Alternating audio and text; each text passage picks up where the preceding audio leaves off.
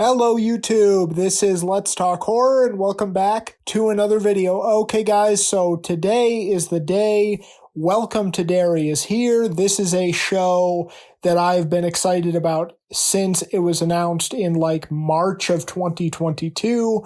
And I'm going to be talking about episode 1 today, simply titled The Pilot. So I just got done watching it.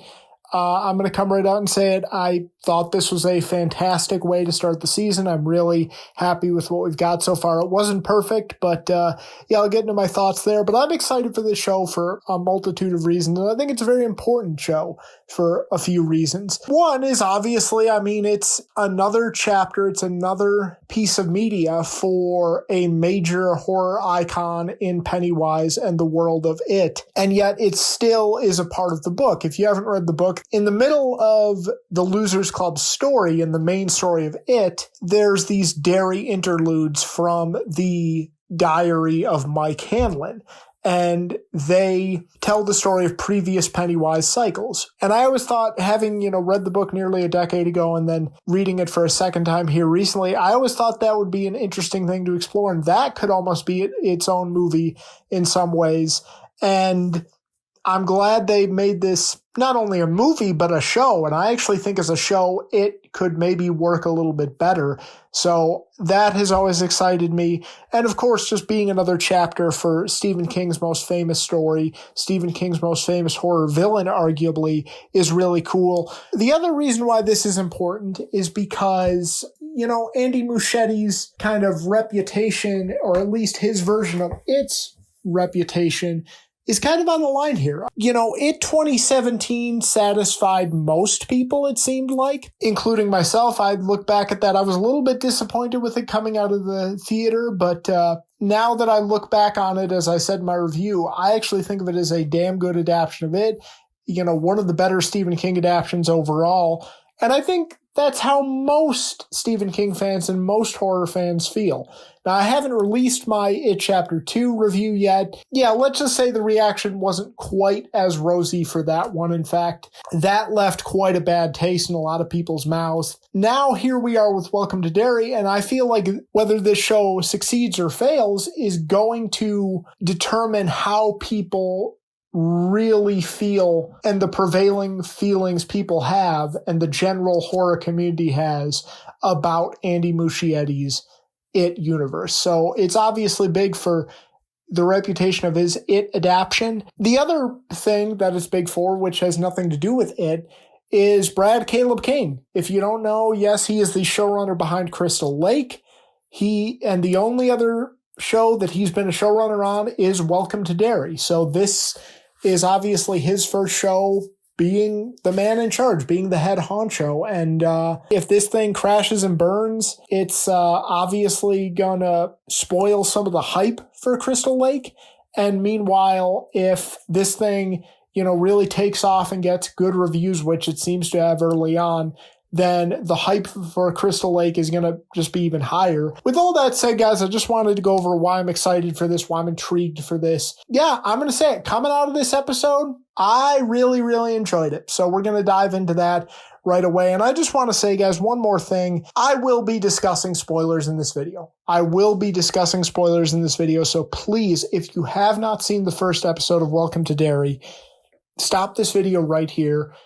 Please go check it out. You've obviously clicked on this video for a reason. You want to know what episode 1 was about. You want to get my thoughts. Please go check it out for yourself. I will be discussing spoilers again. Give this a shot for yourself and come back and see if you agree or disagree with my thoughts. Okay, with that out of the way, let's get into how I felt about the episode. But the first thing that really stood out to me with this episode is just the setting of 1960s America, 1960s Derry. And I think they really did a good job of knocking that out of the park, quite frankly. That was something that we saw, especially in the 2017 movie with Andy Muschietti. I think they did a great job of capturing the nostalgia and the style and the charm of 1980s America, 1980s Derry. I think they do that again here with, capturing the nostalgia and the style and the charm of 1960s America. And not only with like the cars and you know, the set design and stuff like that, but with the way the characters dress, with the way the characters act. You know, that's one thing I really liked, is these kids actually feel like kids from the 1960s, where you were probably a lot less likely to hear a "your mama" joke. So I like that it really felt like these were kids from the 1960s, and their dialogue felt like they were from the 1960s, and the way they behaved felt like they were from the 1960s.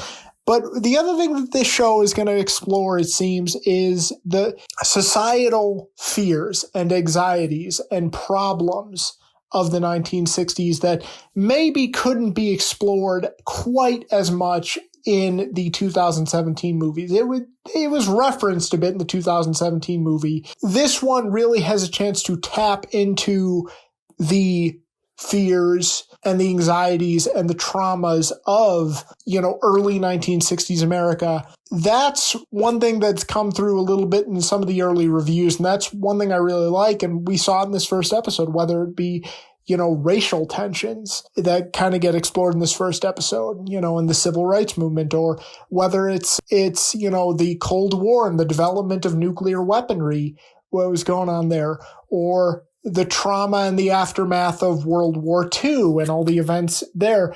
They explored that with a lot of these characters, and I really enjoyed it, and I'm really looking forward to see how they explore that in the future. And they explore that even with like the nuclear family in the opening scene, which I really enjoyed as well. And the 1960s and Derry go together so well because, much like Derry, you know, we have this romanticized, nostalgic view of the 50s and 60s as the golden age of American life. You know, there are a lot of elements of that time period that are romanticized. And yet, you know, when we dig a little bit deeper, as this episode does, you know, we kind of realize that maybe society wasn't so perfect, you know, and that there were a lot of fears and anxieties and traumas that maybe don't come through on the surface. Maybe you can't see on the surface, but were definitely there in society. I enjoyed exploring that. And that's kind of what Derry is about. You know, Derry is on the surface this very idyllic, very perfect American town. And yet we dig beneath the surface and there's this evil. And so, yeah, I think it just fits perfectly with what they're going for, with what they're exploring here in this. And I think they knocked the setting out of the park. So I'm really enjoying the 1960s kind of period piece so far. That brings me to the opening scene of the episode. And this got a lot of attention in the reviews, and even Andy Muschietti and some of the other people involved with the show hyped it up. And I will say it does, for the most part, live up to the hype. It's not perfect, but it, for the most part, does live up to the hype. I'll get to the problems I had with it later in the video. It starts off with this kid named Maddie, who is in a movie theater, and he is snuck in, and he gets chased out by one of the employees there, and he runs away from the theater, and it's winter in Derry, early 1962, and he is hitchhiking. He wants to get out of Derry, and he gets picked up by this perfect, you know, kind of family, wife, husband, 2 kids, and he gets picked up, and they say they're going to drive him to Portland, and everything seems perfect at first, but Maddie comes to quickly realize that things aren't as they seem. And I thought it was great. I thought it had great build-up, great tension.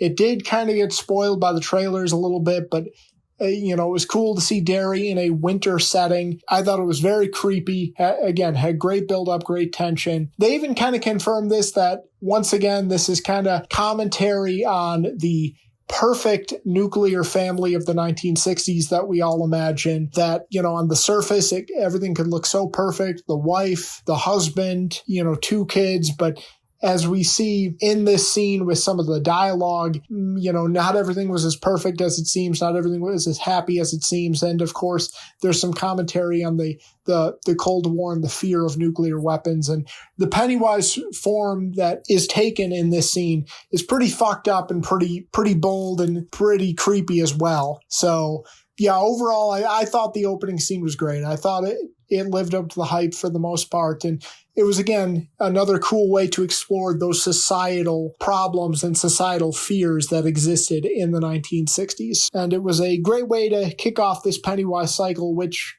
this does. If you don't know, every Pennywise cycle kicks off with a major tragedy, and then it ends with like a major event and major tragedy. And the death of this kid, Maddie, was that major tragedy. So overall, yeah, I thought it was a great opening scene. Definitely got me in the mood. Maybe even more so than the movies. The clown gloves are completely off here. So again, great opening scene. After that opening scene, the show picks up 4 months after the death of Maddie. We get introduced to kind of his group of quote unquote friends and how they've kind of dealt with his loss. Yeah, we get to see, I think, these 3 main kids of Phil, Ted, and Lily. And seemingly we're getting introduced to the new Losers Club, or this version of the Losers Club that is going to fight Pennywise and encounter Pennywise. And this was the part of the trailers and the show that kind of made me the most nervous, because the truth is, I didn't just want a replay of the Losers Club story, guys. I wanted something a little bit different, and it just felt like they were going back to the well with the Losers Club story. And one thing that made me very nervous is, are these characters going to feel like clones of the Losers Club? And I can say through this first episode, they do not. You know, I didn't really feel like any of these characters felt like a clone of Richie or Lily, the main female character. It didn't feel like a clone of Beverly Marsh at all. And I liked that, once again, these kids really acted and felt like kids from the 1960s. And I felt like their performances were quite good as well for the most part. Lily in particular, I really liked that young actress's performance, and I really liked her character. And she's kind of one of the 3 main characters in this episode that we get to know a little bit more. We get to know a little bit about her backstory, about what she's dealing with. It's pretty fucked up and pretty tragic, but, you know, in her relationship with Maddie, and why even we only see one interaction and they didn't know each other outside of that, how he means so much to her and why she wants to find him. I really liked her character. I liked the other 2, just not quite as much. The chemistry between Phil and Teddy didn't seem all that natural, I will say. It felt a little bit forced, but still okay. Not quite the chemistry of the original Losers Club, you know, of like Richie and Eddie from the 2017 film, but it still was pretty good. And yeah, overall, I enjoyed these new characters and liked that they didn't feel like clones of the Losers Club. Okay, but the secondary part of the episode here is the Air Force Base in Derry, as we explore that, as we get introduced to Leroy Hanlon, Mike Hanlon's grandfather, played by Javon Adepo, and James Remar's character, General Shaw, I believe his name is. Those are pretty much the 2 major characters, and they have some nice scenes and have some good chemistry. This is definitely the slower part of the episode here. They're taking more of a slow burn approach here with this, which I enjoyed. You don't get any Pennywise interactions, but you see the challenges that Leroy Hanlon faces on this Air Force base. You know, he's a black soldier coming back from war. It's kind of hinted at that it implied that he had a war injury. It said he had a war injury. So he's kind of dealing with the scars of war. And on top of that, he's a major. He's in a position of authority. He's not just a soldier. But obviously, being a black major in the 1960s and being in a position of authority in the military as a black person in the 1960s creates some problems. People have some problems with that. They explore that a little bit here. Seems like they're building up for something more. It's definitely secondary in the overall episode, but I did enjoy it. I did enjoy what it had to offer, and I'm looking forward to seeing where that story goes. So looks like they're taking more of a slow burn approach with that, but overall I did enjoy the performances there of James Remar and Javon Adepo. Okay, guys, but let's talk about the Pennywise interactions in this. Now, spoiler alert, I guess, but the director and everyone kind of came out and said this, that, we're not going to see a lot of Bill Skarsgård as Pennywise the Clown in the early part of this season. That's saved for more of a later part of this season, but we do get some good, creepy Pennywise interactions here. I mean, one is kind of related to events of the Holocaust, which is fucked up. They seem to be pushing more envelopes. The other one, another Pennywise, in fact, the main Pennywise form in this episode is like a baby that's deformed because of after effects of nuclear war. So I thought that was fucked up as well. But yeah, I loved how they went about this. There's the major Pennywise scene in the opening of this episode. There's a major Pennywise scene and a major shocking kind of twist or a major subverting of expectations of how this season is going to go, if you will, I should say. Then in between, it's kind of slower. It's kind of a slower build. We do get a, Pennywise interaction between Lily and Pennywise in the drain, but it's kind of fairly subdued. And then, as I said, we get the scene with Teddy and Pennywise with kind of a reference to the Holocaust, which, as I said, was fucked up. But I overall enjoyed it. And, I'm kind of thinking that, maybe there was a strategy there. I was wondering why he wasn't doing more to attack these kids, but maybe there was a strategy there to get them all to the movie theater at the end of the episode. So what happens. But yeah, the ending scene really shocked me, and I think they did a great job of subverting expectations. And I did like Pennywise's kind of role in this episode, even though we didn't get to see him as the clown and with Bill Skarsgård. But that makes, Bill Skarsgård's appearance that much more anticipated and that much bigger. So yeah, I enjoyed its role in this first episode. Okay, guys, but as glowingly as I've spoken about this first episode, there is one somewhat major complaint I have about it, and it is a problem that I also had with both It 2017 and It Chapter 2. And it is the CGI. Andy Muschietti loves his CGI, and there is quite a bit of it here, and it is distracting. Now, it's not terrible CGI, but it is a bit distracting, and it's with the main Pennywise form of this mutant baby, which the way they go about it in that opening scene is fucked up, and it's creepy, and it's cool. Don't get me wrong. That form is cool, and getting a look at it is definitely fucked up, but I just wish, man, Andy, can you mix in some practical effects? Did that have to be entirely CGI? Could we maybe give it a shot practically and maybe, use CGI to touch it up a little bit? I don't know, man. It wasn't great. It didn't take me out of it too much. I still enjoyed what they did, but that was a little bit of a problem in It 2017, and it especially was a problem in It Chapter 2. They definitely relied on CGI a little bit too much in that movie, and I can say it definitely stuck out in this first episode. But that's going to do it for me today, guys. If you can't tell, I don't know if I'm going to rate these on an episode-by-episode basis, but if you can't tell, I really enjoyed what this first episode of Welcome to Derry had to offer us. I think this was a very good start to the season. It was brutal. It was bloody. I loved the way they subverted expectations with the end of that episode. I like the characters they've introduced to us. I like how they're exploring the societal anxieties and fears of the 1960s. And I cannot wait for episode 2, which will be releasing on Halloween. So go check this out if you can't tell already where I stand on it. Go check this out. Give it a shot. And comment below and let me know your thoughts. Did you enjoy this episode as much as I did? Or did you have problems with it? Were you disappointed with the way they started this season? And just let me know your thoughts in the comment section below, and I will see you guys later. Okay, take care.